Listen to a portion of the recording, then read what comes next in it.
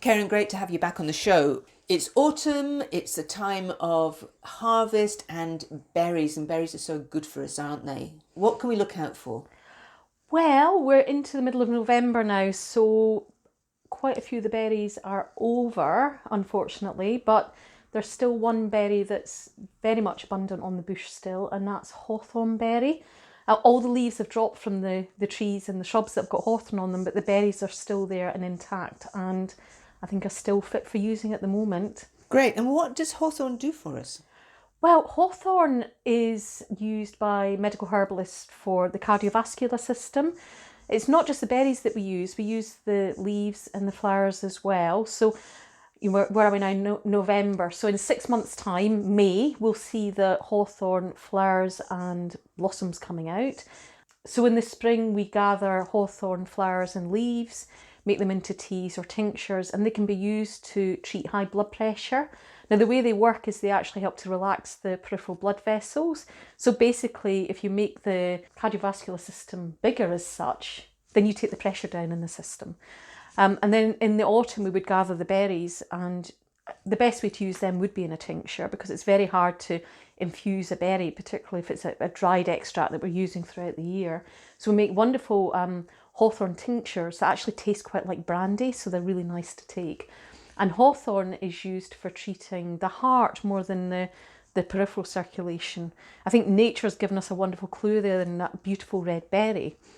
And it works as a cardiac tonic. It's actually a coronary vasodilator, so it opens up the blood vessels in the heart. And so we use it for problems like angina, or we would use it in heart failure as well. Two conditions that people shouldn't try and self-manage. You really need to get some medical advice when using hawthorn, but it is a very effective remedy. Yeah, and nature's really very clever, really, because obviously the plants create berries so that birds will eat them and then put them somewhere else, the seeds somewhere else, let's just say. But they're great for us as well, because both the seeds and the pulp have benefits, don't they, in berries? Absolutely, yeah, both have. And you're right, berries are, they're brightly coloured. So, we've got purple berries, red berries, orange berries.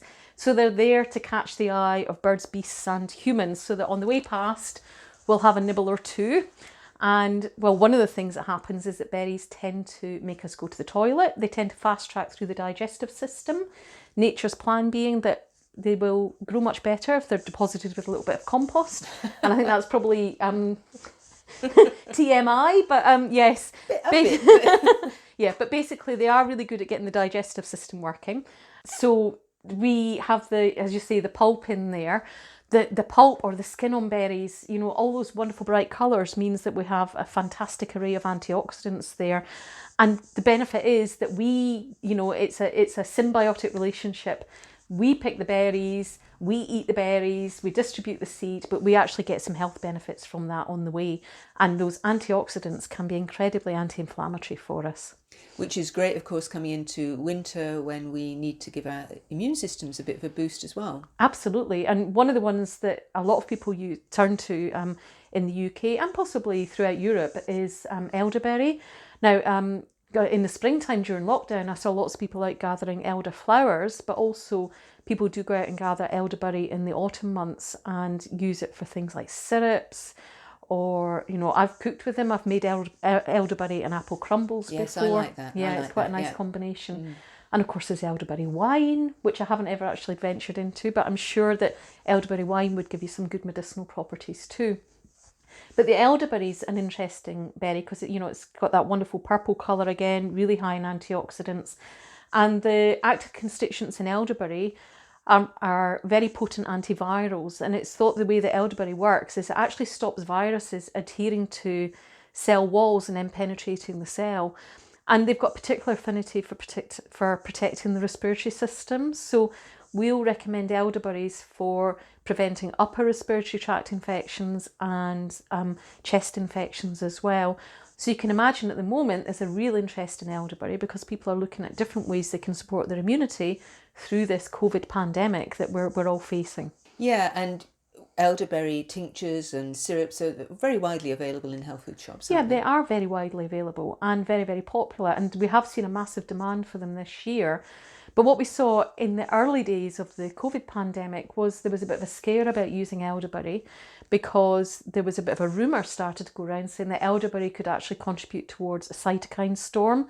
Now, what we're understanding with COVID is that, you know, there is this massive inflammatory response, and they think that cytokines are an inflammatory compound, and that cytokine storms are actually at the back of the severest cases that we're seeing with COVID.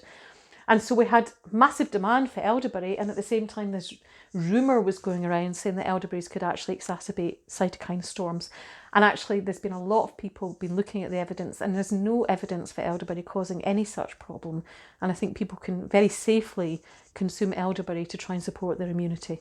Well, that sounds good. And elderberry, of course, is pretty much a wild berry. We don't farm elderberry, as far as I know, anyway. But there is something about wild berries as well, isn't it? It's good for us to go and have the wild berry. Absolutely. If you can get wild berries, then you're going to get all the benefits of that plant's innate immunity as such. Now, I think a really good example there would be looking at blueberries and wild bilberries, which are the same plant basically. And there's been lots of studies done looking at the different antioxidant levels that you get from those two varieties. And they think that wild bilberries have something like 4 or 5 times the number of antioxidants in them than the cultivated variety. And that makes really good sense. You know, if a plant's out in the wild, it's having to deal with what nature chucks at it. And so it develops a really good immune system for itself. Now, a cultivated plant that's covered in pesticides and chemicals just doesn't have to have that same immune resilience, because it's getting all these chemicals on there to do part of its job. So much better, I think, if you can, to eat wild, wild berries or wild foods. If you can't get wild, then organic. Organic fresh would be the next best.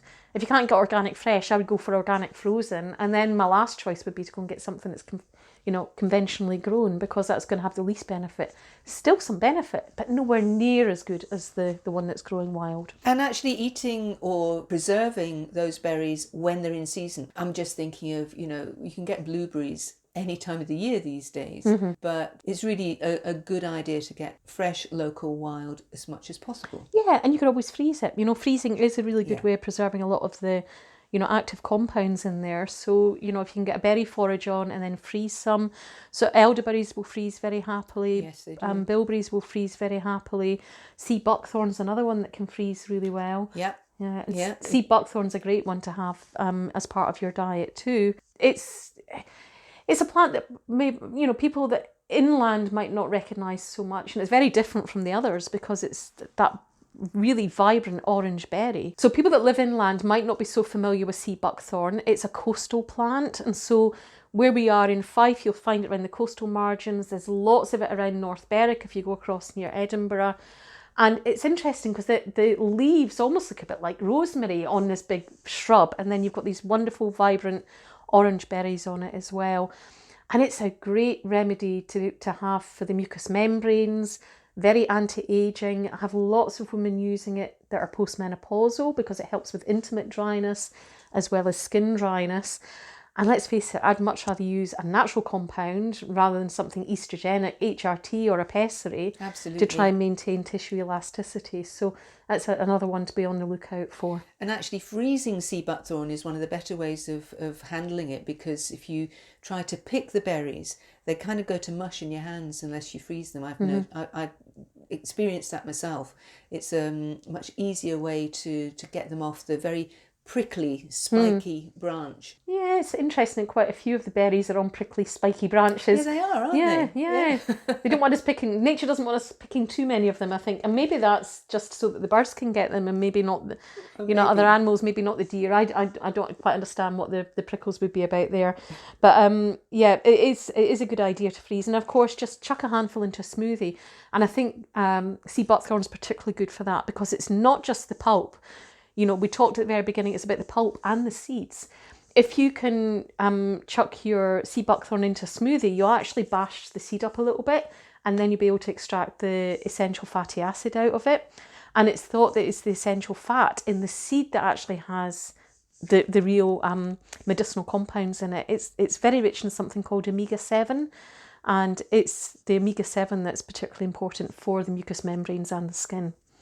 Yeah, it's a really, well, they're all wonderful berries actually, but sea buckthorn is one of my favourites, and I love the taste of it. It's very tart. It is tart. Well, a lot of the berries are quite Yeah. tart. Yeah, yeah. So, hawthorn's got a nice tart flavour to it. Yes. And, what I do in the autumn months is I go out and pick hawthorn berries and make a hawthorn ketchup. And basically, it's a very simple recipe with hawthorn berries, sugar, vinegar, and a bit of chilli. And Fantastic. yep, cook it all up together. And so I've got these wonderful jars of hawthorn ketchup to, add to my winter cooking, which is always quite nice. Brilliant. Well, I'll be doing that next year, I think, now that you've told me about it. So these are very much UK berries. They're berries that anybody can go out and find in the autumn. With sea buckthorn, you have to be on the coast. But what about other berries? There are some very popular and very efficacious berries that we import, aren't there? Yeah. There's 2 or 3 that I could that I use a lot in my clinic. Vitex agnus castus is one, and probably women will be more aware of that remedy than men, although historically men were given Vitex agnus castus. Monks were given it because it was also known as chasteberry or monk pepper, and it used to be given to monks to try and flatten their libido a little bit. I love the I love the historical references that you make with all these things. Yeah. We tend not to be prescribing it for men nowadays because of that suppressing effect on libido. But we tend to use the Vitex agnus castus for hormonal balancing. So again, it's the seed inside that berry, I think, that gives us the medicinal compounds. And it's a really interesting remedy because it works on the pituitary gland. And the pituitary gland helps to regulate out the output of hormones. So basically the pituitary communicates with the ovaries and switches them on and off as such. And so Vitex helps to regulate out pituitary activity and balances out the amount of estrogen and progesterone in the system. So it can help with irregular cycles, it can help with painful periods, it can help with PMT, because it doesn't dominate one particular hormone. It helps to just bring them back into some sort of sync. Another berry that we use, probably more particularly for men, is saw palmetto. And we tend to use it more for prostate problems. So it's used for benign prostate enlargement and really helps to reduce some of the symptoms of benign enlargement. So it can help with urine flow, having to get up to the toilet through the night, increases the pressure behind the flow as well. So a really useful remedy for gentlemen, and one that women tend not to use. So one's very female specific, the other's very male specific. And probably my favourite berry that I'm using in clinic at the moment that's not indigenous is Cassandra Berry. And it is just the most amazing adaptogen. And I would encourage anyone that's listening to just Google Cassandra and have a look at what it can actually do. Because if I have anyone in clinic that's got an autoimmune condition, inflammatory condition, diabetes, if I Google Cassandra and the name of their condition, usually I find there's some reference there that indicates that it's going to be a really useful remedy. It just seems to be an amazing all-round tonic that has got loads of health benefits. That sounds really good. And Cassandra is easily available in health food shops. Absolutely, yeah. You can buy it as supplements, medical herbalists have it as tincture form, etc. So basically saw palmetto, agnus castus and Cassandra you're not going to find on a tree growing nearby, but if you pop into your local independent health food store, you should be able to buy an extract from them. You won't go out and pick those in the autumn, but because they're from Asia, let's just say from across the Asian continent. So generally, berries are like these wonderful little packets of health properties. Nature really does know best, doesn't she? She's a very clever lass, is nature. Yeah. And she's packaged these seeds, which are basically the reproductive part of plants, in this wonderful package of super nutrition and in bright colours to encourage us to eat them. So, it's just amazing that we get those health benefits. And at the same time, we actually spread the seed for the plants. So she knows that the apple needs to fall far from the tree. And the way that she's going to get that to happen is to get us to eat it. Exactly. Yeah, she tempted Adam, so she's tempting us. I know. And if you've ever found something very magically growing in your garden that you never planted there. It's because a bird put it there, isn't it? Yeah, absolutely. Yeah, that's the whole point. Yeah, let nature distribute. She wants to spread the seed far and wide, and that's what berries are about. You know, they're about reproduction of the plants. Yeah. And yet, how beautiful that they actually have these health-giving properties for not just us, but for birds, animals. Yeah, yeah. And I think we also need to look at autumn a little bit differently. I think we often see autumn as a season of decay, and perhaps recycling. Well, it is a season of decay and recycling.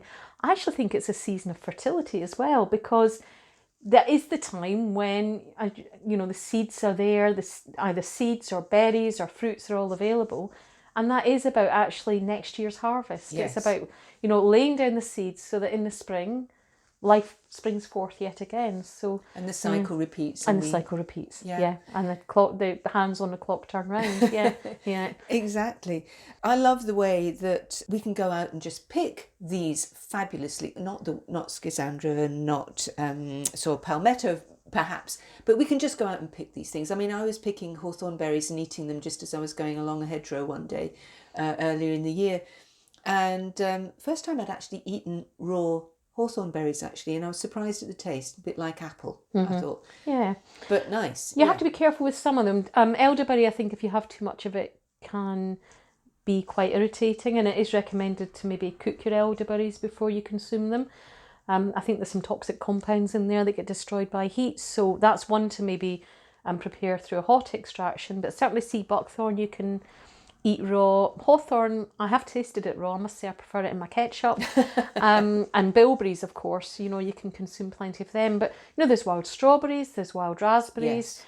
and I've even eaten yew tree berries, which is probably a bit controversial because we all know that yew berries are poisonous. But actually, it's not the berry itself that's poisonous. It's the seed. And so I tried yew berries for the first time a couple of years ago, and they're like lychees. If you take the seeds out, you can actually eat them very safely, and they are absolutely delightful to take. So I'm going to have to try that. yeah. And so it's the red bit around the green seed that you can eat. You have to take the seeds out because the seeds are toxic, but the actual red berry itself is really quite pleasant. So it's an interesting one to try, and I've had a few friends have tried them as well when I've been out, and I'm always very thankful when they show me that trust that they're willing to try something. They've eaten mushrooms I've given them, and they've eaten yew tree berries as well. But as long as you're safe and following all the right guidelines, then you can do these sort of things. Absolutely. I'm going to have to try the yew tree berry because that, like most people, I've always been taught, they're very poisonous. So to make sure that you get rid of the seeds first. Just take the seeds out first, and then you can try it. Yeah, and probably a berry that a lot of people will be trying very soon over the next few weeks is cranberry, because of course we have that in our Christmas fair. Of course. It goes there. And I just saw some really interesting research this morning that came through on my Facebook feed that was talking about some research that had been done on cranberry that had shown some incredible results for immune problems. A lot of people know about cranberry for treating urine infections, but they're actually looking at it now for its antiviral activities, and it seems to be particularly protective on the gut. So again, something that we consume very readily in our diet, particularly at this time of year, and a good excuse to get lots of cranberry onto that Christmas table because of its health benefits that it has. It's incredible, isn't it? So this time of year really is an abundance of health-giving properties from berries. And how fabulous is that? Keren, you're always a wonderful mine of information, and I love talking to you about all this stuff. Thank you so much. Come back again and talk some more about our health-giving plants and nature around us. I would love to. Thanks, JJ.